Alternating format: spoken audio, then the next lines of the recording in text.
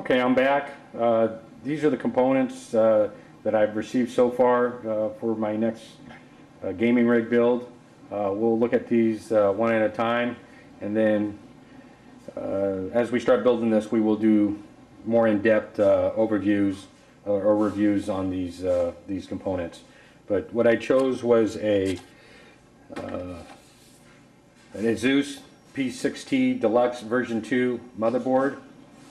I've read a lot of good reviews with the P6T Deluxe.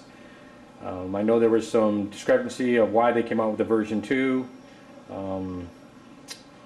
It had to do with the SAS ports that were on the board. They were having problems with, I believe, with the drivers for the SAS ports, and they claim that no one will be using SAS ports, so to save costs on the board, they would take off the SAS ports and offer this version 2. I don't know of anything else that is changed in version 2. I just wish when they did remove the SAS ports that they would have gone ahead and added 2 more SATA ports. It's a voided space on the board as far as I'm concerned. They could have added 2 more SATA ports, and I think that would have been much better. But anyway, they chose not to. I still believe it's a good board. We're going to go with that. The overclocking on that, I hear, is really nice. We'll see when we start running benchmarks once it's built. The graphic cards I went with the 2 GTX 285s. I'm going to run that in dual SLI. These are the superclocked editions. I wanted to go with the 295s, the dual core, but again, I've read reviews that the drivers for that running 2 dual cores they were having problems with. So I chose to go with the single core GTX 285s. We'll go with dual SLI on that. I did go with a sound card.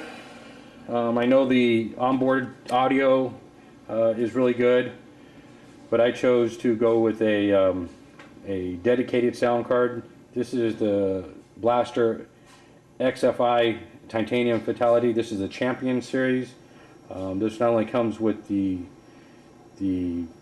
sound card itself, but it does come with a volume control that you mount in one of your 5 1/4 drive bays. That's a pretty nice card. Then also in the 5 1/4 drive bays, I decided to add a fan and temperature controller. Read many good reviews on this. We're just looking at possibly the additional wires that we're going to have to manage, but I think that shouldn't be a problem. We'll find a way. So we'll see how that looks. Also, the power supply, I debated between this Ultra 1000 watt power supply and the Corsair 1000 watt power supply. I'll get into more depth why I chose the Ultra X3 when we open up this box, but this is the one I chose to go with. It's going to be great with cable management. The reviews on this were pretty good. Corsair definitely makes quality products, and they did have really good reviews on their 1000 watt power supply. There were some problems with it not being 100% module and or modular, and some other things that again I'll point out when we break open this Ultra X3. As far as the memory for this build, I went with Corsair. I seem like I've always used Corsair memory. I have used Kingston before. I've also used Crucial, but the Corsair I've always been satisfied with and have had no problems with. I think their customer service is top notch. Their return policy is top notch. But anyway, what I've gone with for this build is the tri-channel 1866 megahertz. The latency is 9. Oh, sorry about that.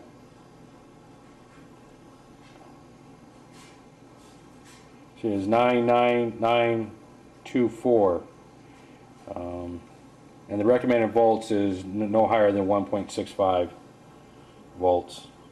So anyway, these are the 3 2 gigabyte DIMMs that I'm going to go with for a total of 6 gigabytes. And it comes with a heat or a fan for heat management.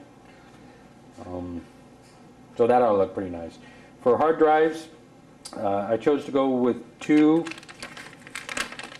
Western Digital Raptors. These are the 300 gigabyte models. We're going to run those in a RAID configuration for the OS and programs and games. And then for storage, I went with the Seagate 1.5 terabyte hard drive, and that'll be just for storage.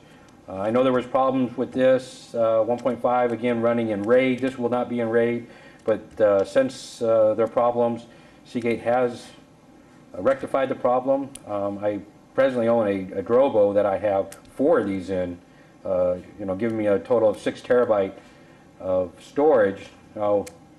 Actually about 4.5 terabytes, 4.1 terabytes of storage, actual storage, but I've had no problems with them running in RAID. The drives I did purchase did have the new firmware, so I didn't have to flash these.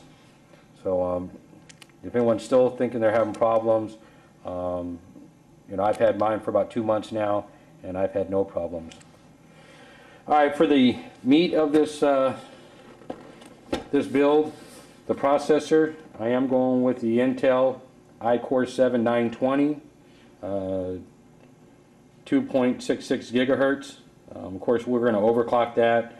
I'm not sure how high we'll go, but my goal is to try to get up into the range of 3.8, 4.0. We'll see if we can actually go that high with air cooling. It may be very difficult. We may not get higher than 3.2, 3.4. But if we're just going to push it and see what we're at, what the temperatures are, and if we need to go to water cooling, we will definitely do that. So the only things I have not received yet, as you can see, is the CPU cooler. I'm going to start off with the Cooler Master V8 CPU cooler. I'm still waiting to receive that, and I'm still waiting to receive an optical drive. I did purchase the LG Blu-ray burner, and that should be coming. Again, I need that, some case fans. There's some miscellaneous other parts I'm looking for this build. I'm purchasing some perforated 22 gauge aluminum steel. There's going to be some modifications to the case here that I need to make. I'm waiting on that to come. I'm possibly going to put some nice case feet on it. Thumb screws. There's just some miscellaneous stuff that we need to purchase to finalize this build. So anyway, thanks for watching, and stay tuned for further overviews and possibly reviews on the hardware that I've chosen.